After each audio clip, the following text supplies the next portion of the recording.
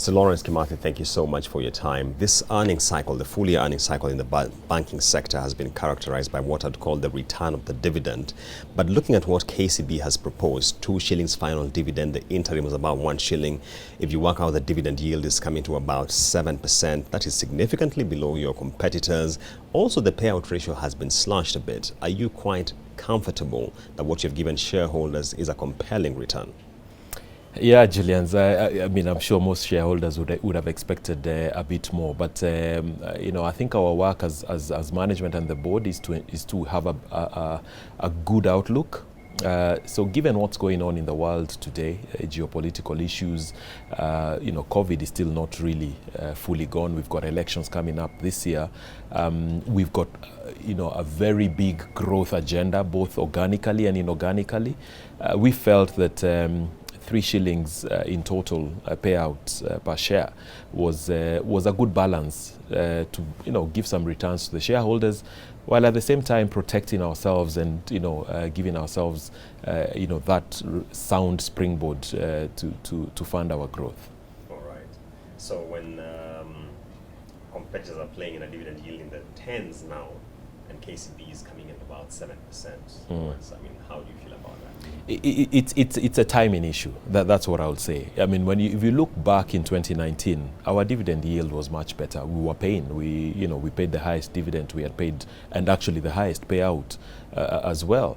But at that phase, we were looking at things in a different lens. We felt we could be able to sustain our organic growth and, you know, basically the strategies we had deployed. A lot of our competitors have gone through 2-3 years of not paying any dividends, while we sustained our dividend payout. We didn't miss a single year even during COVID. So we believe in, you know, just being consistent in paying and also ensuring that we are protecting the future of the bank. So Lawrence, you and I have had this conversation before around KCB's asset quality, and I think the bank is struggling with that a bit. But looking at the disaggregation of the numbers, do you think you're a bit overexposed when it comes to the real estate side, especially considering the way it is now nudging up in terms of non-performing loans? Yeah, I think yes, we are, and we have said this before. We are a bit overweight in the housing, you know, commercial mortgage housing, a bit overweight on construction, especially infrastructure, roads, with the contractors, and hospitality as well. And those, unfortunately, are the sectors that have really been taken a while to recover from COVID. They were the worst hit, and they're taking a bit longer. I must say that some of the hospitality customers we have are back. They're servicing, meeting their full obligations. So, you know, you'll have a few, maybe based on location, based on the brand that they have, that you know, are giving us a bit of a worry. And hence the reason we decided towards the end of the year, it's been 2 years, we've given the support we can. Let's look at this differently. Okay. And still on asset quality, then looking into 2022, do you see yourselves recalibrating your appetite in some of these sectors? Yes. Actually, we already started in 2021. So our exposure, our appetite, writing new loans on those sectors had really reduced. So still on the asset quality now from a subsidiary standpoint, and I want us to remove South Sudan and NBK because definitely they are outliers. I was a little surprised looking at the BPR numbers that it is at 7.5% coming second to Kenya. And what immediate steps are you taking now to bring it closer to what we are seeing in Uganda and Rwanda? Yes, so for BPR, it's actually almost the same as a Kenya story. It's 2-3 big accounts that are bringing that number to 7.5. When we, you know, did our due diligence and were negotiating with the sellers, we brought that up and did tell them, you know, to take full provision and ensure that you know, they graded it appropriately. So we are taking steps to ensure that recovers. As you know, Rwanda has been from an economic point of view during COVID and a lot more stringent lockdowns especially in Kigali. We are seeing that has started opening up now. So we expect those accounts, which are mostly in the commercial real estate side sector should start picking up. So Lawrence, the corporate bond market is back, and I've done a bit of market sounding. I'm reliably informed that KCB plans to come to the market with a green instrument. Can you give us some indication as to when you intend to do this and what sort of ticket size you will be looking for in the market? Yeah, we have been looking at a green bond locally. We are still at very, very formative stages of that conversation, speaking to advisors, just to understand, what would be the market appetite, at what rate would the market expect a green bond from, an entity like ours to pitch at, and then, we take the decision. So it's something that we are looking at. If we go to the market, it will not be anything below $100 million. So that will be the bare minimum. From a revenue mix standpoint, not just KCB, the entire banking sector is grappling with how to lift its non-funded income. Could you give us some of the strategies that KCB now wants to adopt to ensure that the revenue mix is becoming a lot more balanced than what we are seeing right now? So the industry, you're right, let's start with the industry on the non-funded side, is really taken a hit in the last 2 years. And the big contributor for that is the bank to mobile wallet transactions, which are zero rated.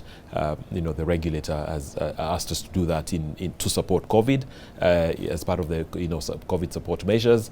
That continued into 2021. So we are in constant conversations with them, and we are suggesting solutions on how to ensure that we support digital payments or digital transactions, whilst at the same time also trying to monetize on the investments that most of the banks have done. That said, coming now to us as KCB, our performance on non-funded also has not been as strong. In fact, when you compare us with the peer banks, the 5-6 peer banks, we lag behind. We actually lag. We are the last in terms of performance, and that's something that we have identified. We've brought in advanced analytics. They're really helping us focus on how we go to market, how we discuss with our customers, so that we're not leaving our pound of flesh on the table. You're looking at a holistic solution to our customers, which covers both balance sheet, funding, and also other transactional solutions that we can give them. Lawrence, let's close by talking about the risk pricing model. Yesterday, the group CEO, that's Joshua Igara, indicated that by end of next week, you should be getting feedback from the market regulator.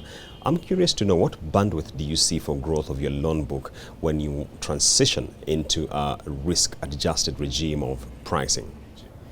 I would say maybe about 200 basis points in terms of additional growth, because of risk buckets that we are currently not catering for, because we cannot price for that risk. So I would see our loan growth, if we get our approval as per the framework that we propose to the regulator, we see ourselves being able to grow our loan book overally as a group by another 200 basis points. So we've given an outlook of 15. We'll be looking at around about 17.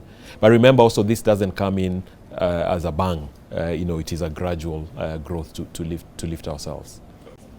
And now, Lawrence, to my very final question. The risk environment is evolving significantly. How are you seeing the spillovers from what you're seeing between Russia and Ukraine to your business, and how are you circumventing this? I would say it's and maybe using early days is not exactly the right phrase. I don't have any other. We've seen the sanctions. We've seen the impact on oil. Surprisingly, oil crashed again, so it hit 130, came down to below 100. We've seen the impact of our exporters. I didn't know that Russia is one of our biggest markets for flowers, and that came out with this crisis. I say it's early days because the full impact into the economy will be a lag. So are we hopeful that this impasse might be resolved sooner? We've got to be hopeful. It cannot continue like this, for very long.